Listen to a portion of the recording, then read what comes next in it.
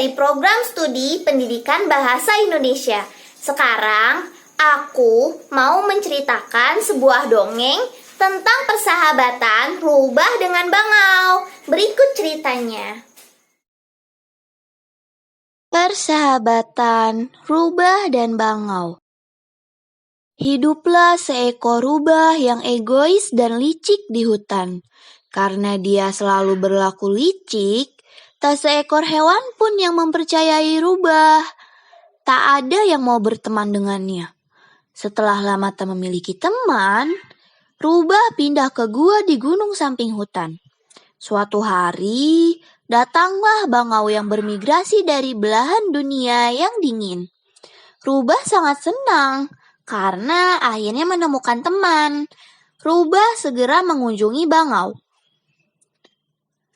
"Selamat datang, bangau. Kau mau berteman?"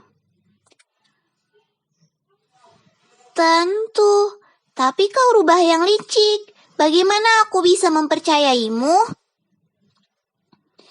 "Tentu saja kau bisa. Aku tak punya teman di sini, tapi kupikir kita bisa jadi sahabat, bangau." Setelah sekian lama, bosan makan sendirian, rubah mengundang bangau makan malam.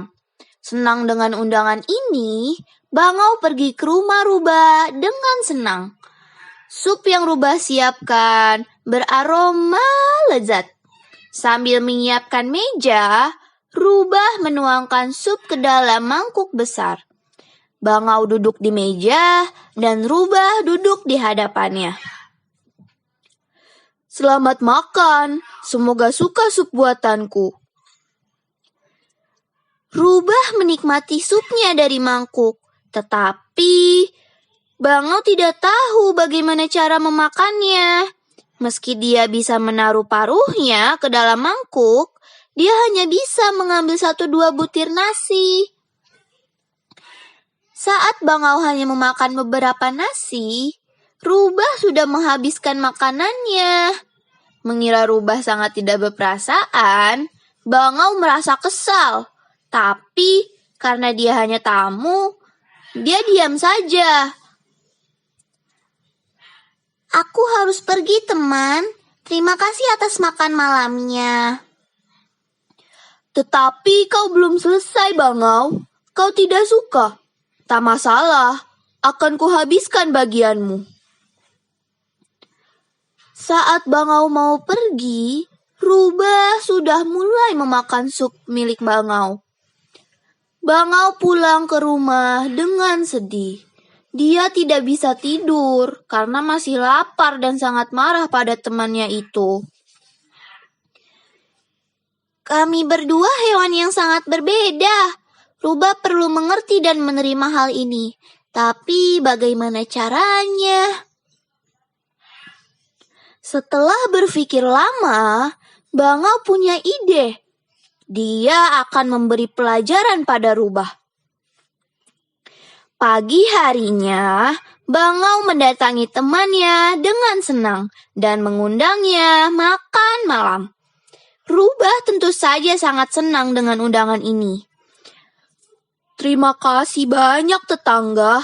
Aku senang kita berteman." Setelah menyiapkan makanan, bangau memilih botol yang panjang dan sempit untuknya dan rubah. Bangau menyiapkan nasi untuk temannya, lalu mengatur meja. Dia juga menaruh air dalam botol yang sempit dan panjang. Tak lama, rubah temannya tiba.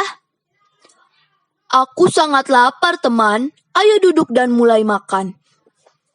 Kedua teman itu duduk di meja.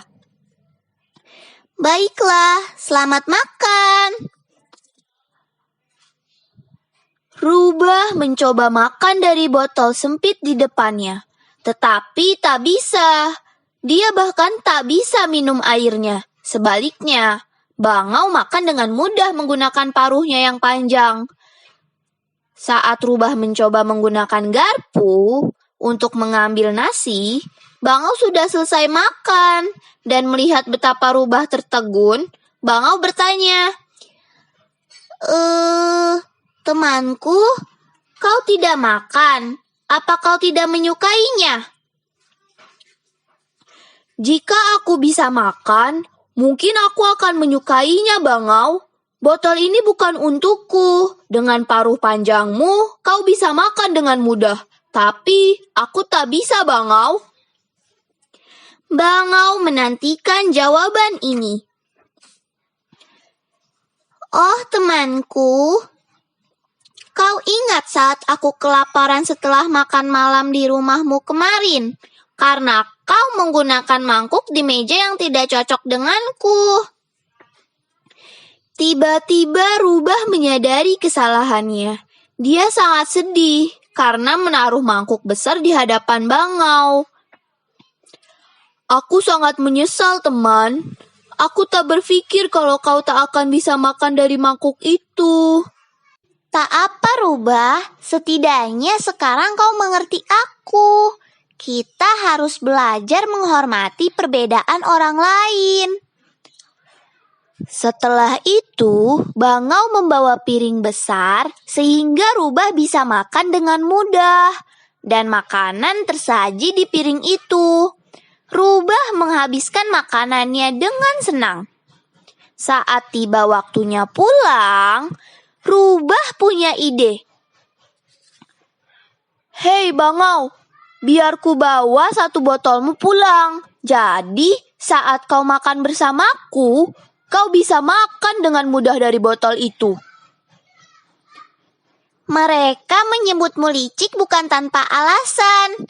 Jika kau gunakan akal dan kelicikanmu untuk hal baik seperti ini, kau dan teman-temanmu akan selalu bahagia, Rubah.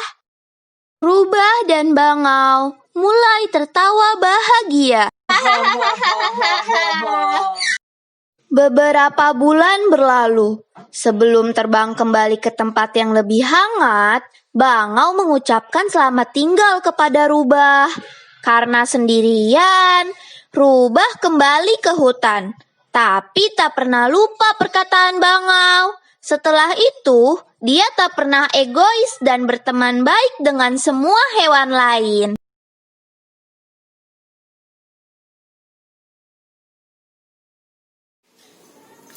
Jadi, pesan moral yang dapat kita ambil dari dongeng tersebut yaitu kita harus saling menghargai perbedaan satu sama lain dan kita harus memperlakukan orang lain dengan baik karena orang lain akan memperlakukan kita sebagaimana kita memperlakukan mereka.